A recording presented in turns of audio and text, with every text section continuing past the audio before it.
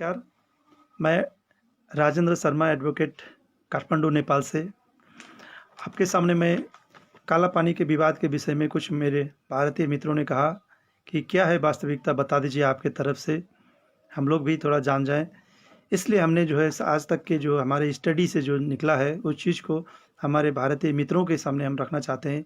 और इस समस्या काला पानी जो सीमाना के विवाद है, सीमा विवाद है, उसको शांतिपूर्ण तरीके से वार्ता के माध्यम से इसको हल करना चाहिए और जो मित्रवत व्यवहार है भारत और नेपाल का उसका कायम रखना चाहिए। इसके पक्षधर होने के नाते से मैं कुछ अपनी बातें मैं आपके सामने रखना चाहता हूँ। अगर उचित लगे तो उचित कहिए, उसमें कोई आपका डिसएग्री है तो आप डिसएग्री भी कर सकते हैं।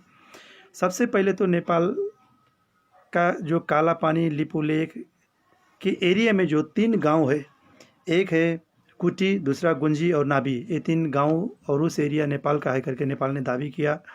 और कुछ नक्शा भी जारी किया था पहले भी और बाद में भी जारी किया, बीच में स्थगित हुआ था। बहुत सारे लोग बोल रहे हैं कि ये नेपाल ने नया नक्शा जारी किया, ये नया नहीं है। 2000 नेपाल के विक्रम संवत 2011 साल में भी इसका पढ़ाई होता था, जो उस प्रकार का नक्शा नेपाल का दिखाई दिया जाता था। बीच में नापी के समय कुछ विवाद आने के कारण से उसको रोक दिया गया था, लाल मसी लगा करके उसको जो नक्शे में पूरा क्लियर नहीं दिखाई दिया रहा था। लेकिन पहले भी ऐसा नक्शा था नेपाल में, बाद में भी था, इसको अद्यावधि करके जारी किया है, कोई नया नक्शा जारी नहीं किया है। इसमें जो है भ्रम नहीं होना चाहिए। और उसके बाद जो है इसके पीछे क्या है कारण और इसका क्या है आधार, मैं आपको बताना चाहता हूँ। सबसे पहले तो 1816 सन 1816 मार्च 4 तारीख में सुगौली संधि हुआ है नेपाल और ईस्ट इंडिया कंपनी सरकार के बीच में।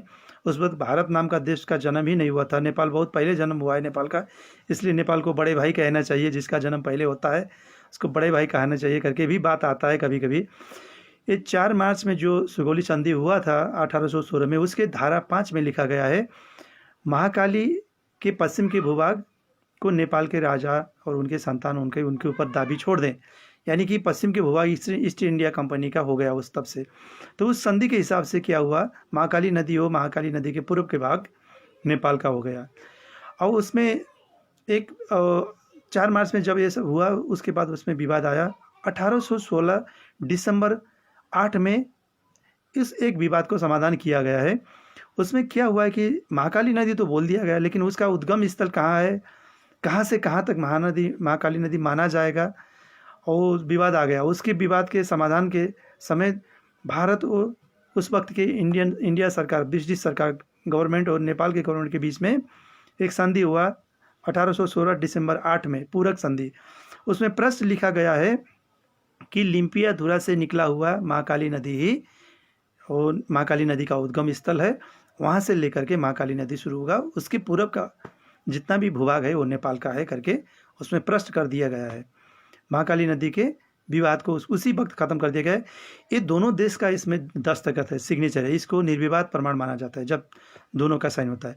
उसके बाद तीसरा प्रमाण है 1857 में भारत ने जो है नेपाल का नक्शा जारी कर दिया खुद। नेपाल और भारत के अधिकारी मिल करके सर्वे ऑफ इंडिया के तरफ से नेपाल में उस वक्त नक्शा छापने का जो है मैसेज नहीं था, वो 2032 साल में जो है वो आया है विक्रम संवत। और विक्रम संवत और 21 संवत में थोड़ा आपको हम क्लियर करना चाहते हैं। अभी नेपाल में 2077 विक्रम संवत चल रहा है, इंडिया में 2020 सन चल रहा है, तो कितना फ़र्क है आप उसी हिसाब से जोड़ लीजिएगा। 1857 में जब भारत सरकार ने सर्वे ऑफ इंडिया ने जो नक्शा जारी किया है, उसमें भी नेपाल और भारत दोनों का उसमें साइन है, सहमति है, उसमें दोनों का मोहर लगा हुआ है। उसके हिसाब से वो महाकाली का मुहान उसमें लिम्पुआधुरा दिखाई दिया है, उसी हिसाब से महाकाली लंबाई का भी उसमें उल्लेख किया गया है। आज के दिन में जहाँ विवादित क्षेत्र बताया गया है, वहाँ का महाकाली नदी का अगर नाप लें तो सिर्फ 23 किलोमीटर होता है। उस टाइम का नक्शा को देखें तो 53 किलोमीटर उसमें उससे कायम किया है। तो ऐसा क्यों हुआ, इसके बारे में भी हम फिर आपके से बाद में चर्चा करेंगे। अभी पहले तो नेपाल के क्या क्या प्रमाण है उसके बारे में हम बताना चाहते हैं। उसके बाद चौथा प्रमाण है नेपाल का 1860 में नवंबर 1 तारीख में, जब नेपाल वहाँ पर विद्रोह हुआ था, तो यहाँ के राणा शासक ने कुछ सेना भेज करके वहाँ हेल्प किया था वहाँ के गवर्नमेंट को। कुछ नेपाल की जनता जो थे वो वहाँ के स्वतंत्रता के संग्राम में साथ दे रहे थे। कुछ यहाँ के राणा शासक जो है कुछ सेना भेज करके उसको दबाने के लिए सेना भेजा था। 1860 में लखनऊ में जो यहाँ से सेना भेज करके वहाँ का विद्रोह को दबाया गया, उस टाइम में पुरस्कार स्वरूप मिला है नेपाल के नया मुल्क बांके, बर्दिया, कैलाली, कंचनपुर 4 जिला। वो 4 जिला को जब मिला उसके वक्त भी नवंबर 1 तारीख में 1860 में फिर से एक संधि हुआ है 4 जिला को वापस करते समय, जिसको नया मुल्क कहते हैं नेपाल में। उसमें भी लिखा गया है कि महाकाली नदी सीमा नदी है, वो जो है सीमा नदी के रूप में कायम किया गया है महाकाली के, और महाकाली के इधर के भूभाग जो 1816 के जो सुगौली संधि हुआ है उसको मान्यता दिया गया है। और उसके हिसाब से उसमें भी लिम्पुआ को जो है वो का सीमा नदी माना गया है महाकाली नदी को, और महाकाली के पूर्व पश्चिम के भूभाग को इंडिया का माना गया है। उसके बाद फिर 5वां प्रमाण है नेपाल का 1875 जनवरी 7 तारीख में दाङ डुडुवा नक्साङ्कन एक संधि हुआ है, उसमें कुछ सीमाना को क्लियर किया गया है। और नेपाल के 1816 के संधि में कुछ लिखा गया था, अगर नेपाल के तराई के भूभाग इंडिया के में पड़ने के कारण से नेपाल के किसी भारदार को अगर नुकसानी हुआ है तो उसको वापस कर देंगे करके समझौता उसमें हुआ था 1816 में। उसी के पूरक के रूप में फिर से सीमांकन का जब काम हुआ तो 1875 जनवरी 7 तारीख में एक समझौता हुआ है, जिसमें राप्ती जो अभी अंचल है उसके दक्षिणी इलाका जहाँ का तराई का भूभाग है उसको नेपाल में गाप दिया गया, नेपाल में दिखाया गया था। उसका नाम नक्शा जब हुआ था तो उसको नेपाल का कायम करके उसमें भी संधि हुआ है कि नेपाल ये सब जमीन नेपाल का है करके प्रश्न कर दिया। वो महाकाली के पूर्व का जमीन था, उसमें भी जो है 1816 की जो सीमाना था महाकाली का उधर पश्चिम का जो उसको कायम किया था पश्चिम के भूभाग को, उसको इसने भी मान्यता दे दिया, क्लियर कर दिया है। उसके बाद 1995 का लिम्पुआ के जनता जो है, जब उस टाइम में थोड़ा विवाद आया था देखिए, और 1816 की संधि होने से पहले किया हुआ है। 1815 में भारत के उधर इंग्लैंड के तरफ से बेलायत की तरफ से लॉर्ड हेस्टिंग्स ने एक चिट्ठी लिखे भेजा था कि महाकाली नदी के पश्चिम का भूभाग हमारा हो, पूर्व का नेपाल का होना चाहिए। उसमें जो है लिम्पुआ से लेकर के जो महाकाली नदी बना है वो सब नेपाल के तरफ उतर डाल देना चाहिए, पश्चिम का भूभाग इंडिया का होना चाहिए करके उस तरीके से संधि करो करके चिट्ठी लिखा था। वो चिट्ठी नेपाल के पास है, नेपाल ने जो है बेलायत से भी लाया है वो लाइब्रेरी से जा करके, और उसके बाद जो संधि हुआ है सब संधि नेपाल के पास प्रमाण है। और जब वो सीमाना कायम हो गया तो उसी टाइम थोड़ा विवाद हुआ था 1816 दिसंबर 8 में जो हमने कहा, उसका विवाद कैसे समाधान किया गया। भारत के तरफ से उधर इंडिया की तरफ से क्या था, भूटिया जमींदार जो थे वो लिपू नाभी और गुंजी का भी वो हमको जो हमारा है करके दावी कर रहे थे। नेपाल के बहादुर शाह ने उसको अपना, उसको जो चौतरिया कहते थे वहाँ के जो प्रशासक मुख्य प्रशासक थे पश्चिम नेपाल के, उन्होंने अपना कहा। तो उस विवाद को सुलटाने के लिए क्या हुआ कि वहाँ पर पूछा गया भारत सरकार के उस वक्त से ईस्ट इंडिया कंपनी के सरकार में पूछा गया कि ये 3 गांव किसका है, किस दर पड़ता है करके। उस उधर से जो चिट्ठी एक लिख के आया है आडम ने, जो उस पर जनरल सेक्रेटरी थे इंडिया के गवर्नमेंट का उस वक्त, और वो बाद में दिल्ली का गवर्नर भी हुए हैं। और उन्होंने क्या एक चिट्ठी लिखे भेजा कि कुटी गुंजी और नाभी नेपाल का है, लिम्पुआ धेरुवा ही महाकाली नदी का उद्गम स्थल है, उसी हिसाब से नेपाल को भोग चलन करने दो, उसको हम उस जमीन को हम सरेंडर शब्द उसमें लिखा गया है, विवाद उसमें मत करो, और उसको जो है नेपाल को जिम्मा लगा दो करके एक चिट्ठी लिखा है, वो भी नेपाल के पास है। उसके बाद जब नेपाल का कब्जे में आ गया वो, तो 1995 जो विक्रम संवत है, आप जोड़ लीजिएगा वो इस पर संवत कब होता है। विक्रम संवत 1995 में नेपाल ने, तो लगभग 60-70 साल, बहुत फर्क पड़ता है उसमें, लिम्पुआ के जनता ने वहाँ पर बाली, उसका टैक्स, ज़मीन का, बाली का, घर कर नेपाल सरकार को बुझाना शुरू किया। तो वो सारा प्रमाण जो है अभी नेपाल के पास है। उसके बाद 2015 साल नेपाल के विक्रम संवत की बात कर रहे हैं, ये बहुत पुराना होता है, वहाँ का 19 ही चल रहा होगा, चल रहा है उस टाइम। उस वक्त जो है नेपाल का मतदान वहाँ जब चुना हुआ 2015 साल का, जो बीपी कोइराला उसके बाद प्रधानमंत्री हुए थे, उस टाइम में मतदाता नामावली जो तैयार किया गया वो सारे लिम्पुआ के दक्षिण पश्चिम के बेल्ट है, कुटी गुंजी नाभी अभी जो भारत के कब्जे में है, वहाँ के सारे लोग ने जो है मतदान में भाग लिया नेपाल की तरफ से। उस वक्त वहाँ पर कोई इंडिया का फौज नहीं था, कोई शासन प्रशासन वहाँ पर नहीं था। और मतदाता नामावली अभी भी है, और मतदान करने वाले आदमी भी अभी जीवित हैं वहाँ पर, उनका इंटरव्यू लेकर के रखा है।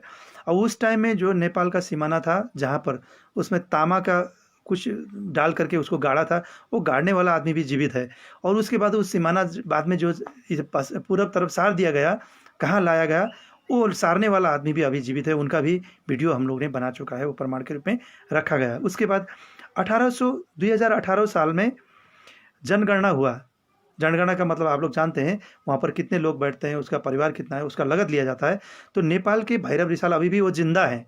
उस वक्त वहाँ यहाँ के प्रमुख होकर के जनगणना प्रमुख होकर के, अधिकारी होकर के वहाँ गए थे, और सारे कर्मचारी ने वहाँ पर घर घर में जा कर के अपना जनगणना किया है। उसका सारा लागत, कितने परिवार थे, उसके कितने बच्चे थे, सारा चीज़ 2018 साल में उसका जनगणना का रिपोर्ट नेपाल में ला करके दे दिया है। वो अभी भी सुरक्षित है। उस वक्त वहाँ पर इंडिया का उपस्थिति नहीं था।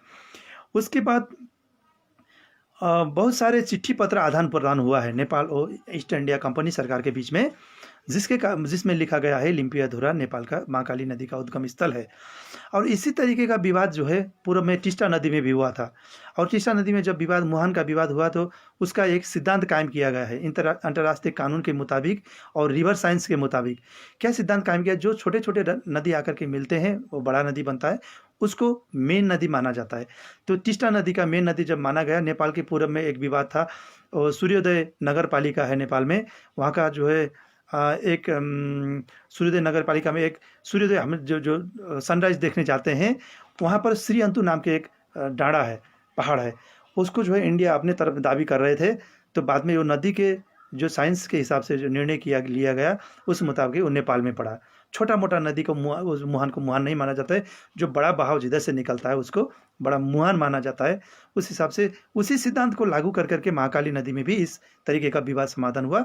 बड़ा नदी महाकाली का बड़ा मुहान जो है लिम्पिया तरफ जाता है, जो अभी काली मंदिर के तरफ से निकला हुआ छोटा सा एक मंदिर के अंदर से निकला हुआ, मूल से निकला हुआ पानी को जो मुहान बता रहे हैं अभी इंडिया के जो है सरकार बता रहे हैं, तो वो उस हिसाब से वो नहीं है। रिवर साइंस के हिसाब से वो लिम्पियाधुरा से निकला हुआ बड़ा नदी ही महाकाली नदी है करके उस टाइम में दोनों नदी का विवाद का, उस सीमाना विवाद का क्लियर कर दिया गया था। वो सारे चिट्ठी पत्र निर्णय नेपाल के पास है। अब देखिए ये विवाद कैसे शुरू हुआ।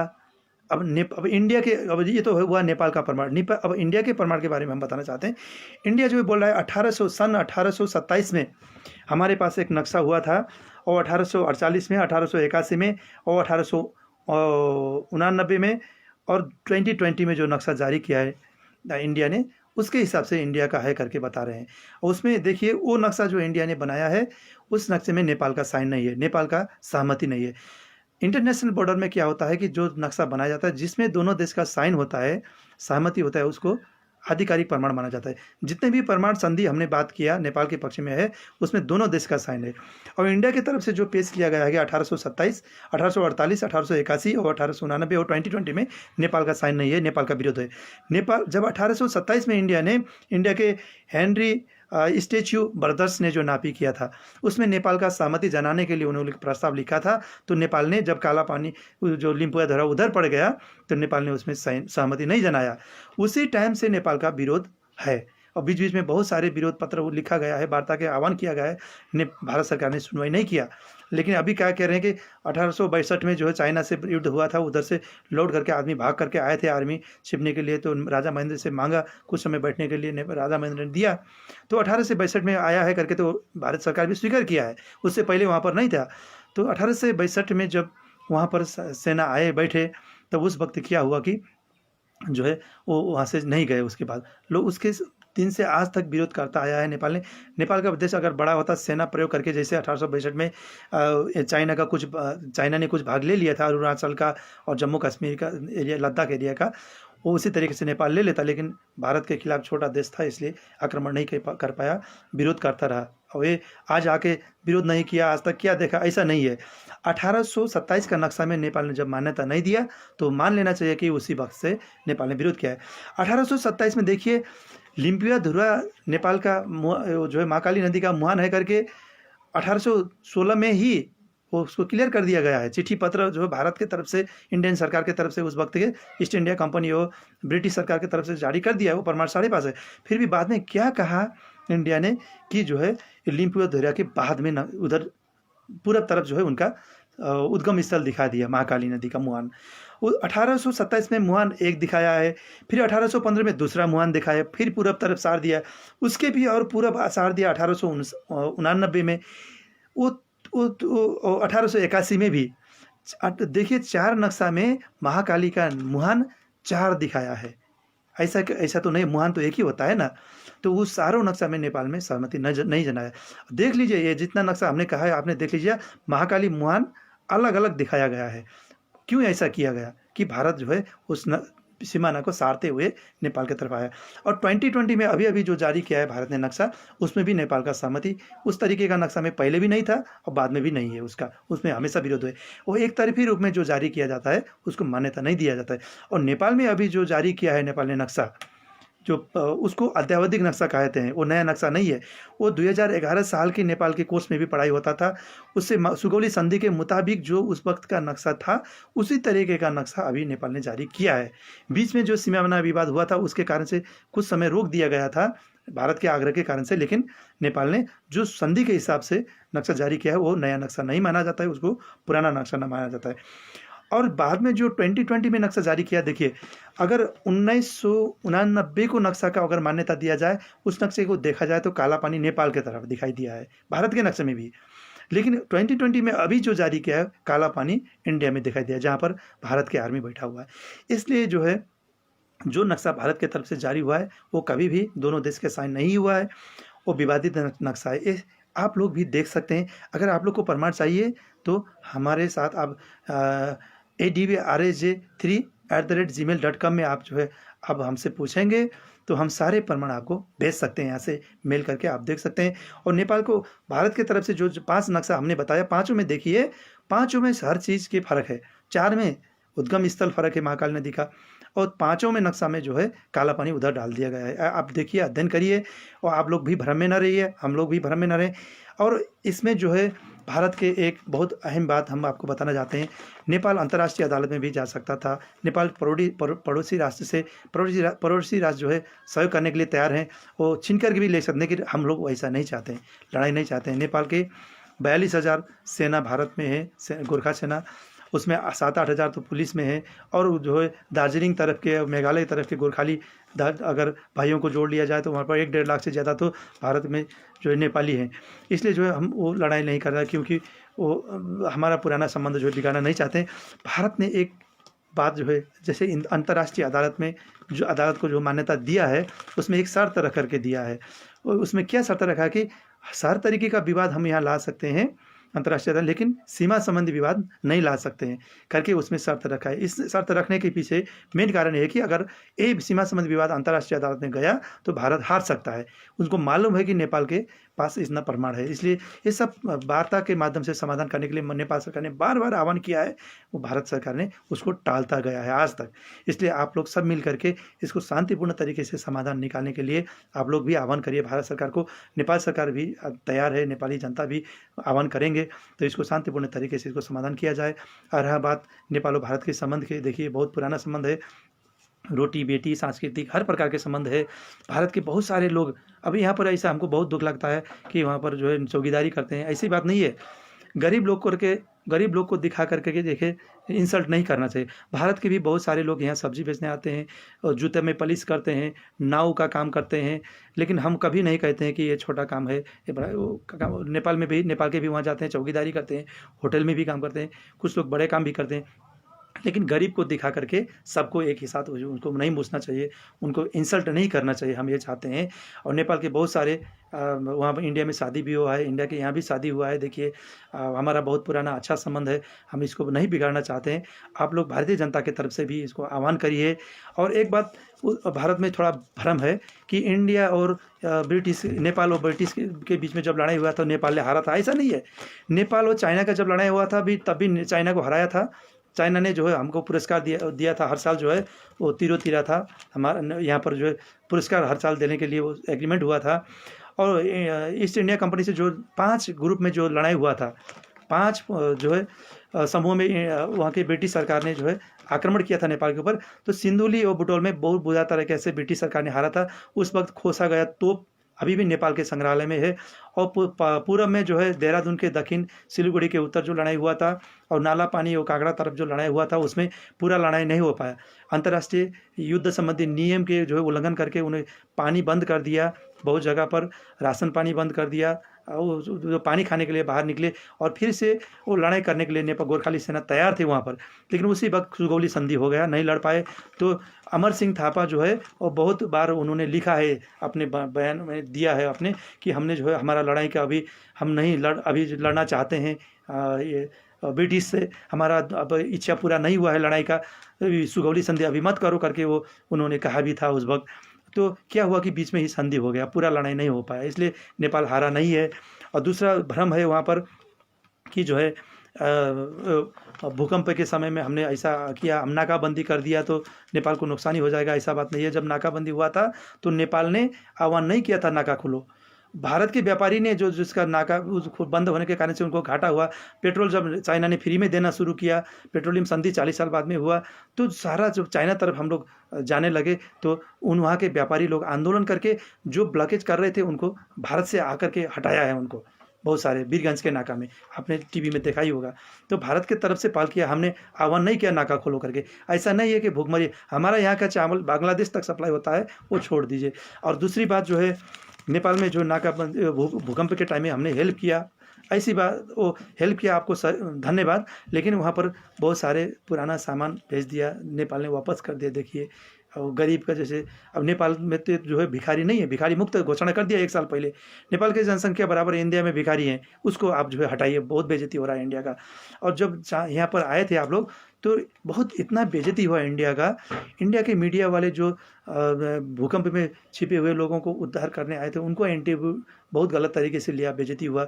और उसके बाद जो इंडिया का रोडवेज का गाड़ी ने काठमांडू में देखा गया चाइनीज़ सेना ने, तो इंडिया में ऐसा खटारा गाड़ी चलता है, उसका फ़ोटो खींच के इंडिया का इतना बेइज्जत किया, ऐसा खटारा गाड़ी इंडिया में चलता है करके। लेकिन हमने उसका विरोध किया कि जो भाईचारे के नाते सहयोग करने आया, आप लोग ऐसा मत करिए, हमारा मित्र राष्ट्र है भारत करके हमने विरोध किया।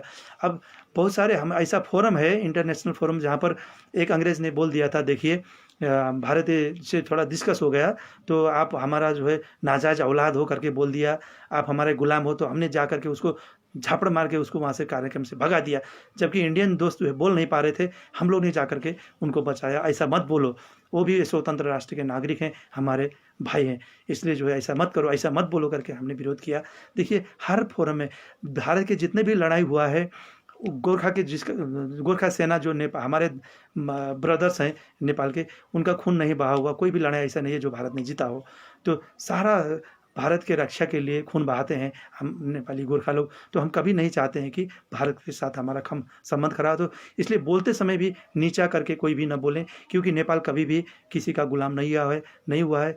बोला जाता है कि स्वर्ग के सबसे नज़दीक बैठने वाले नेपाली हैं, क्योंकि सर्वोच्च शिखर सगरमाथा माउंट एवरेस्ट जो है नेपाल में है। ये नेपाल का बस्ती सबसे ऊँची बस्ती में रहता है, इसलिए गौतम बुद्ध भी नेपाल में ही जन्म लिया है, लुम्बिनी में, और शांति का संदेश जो दिया है वही शांति का संदेश हम लोग देना चाहते हैं।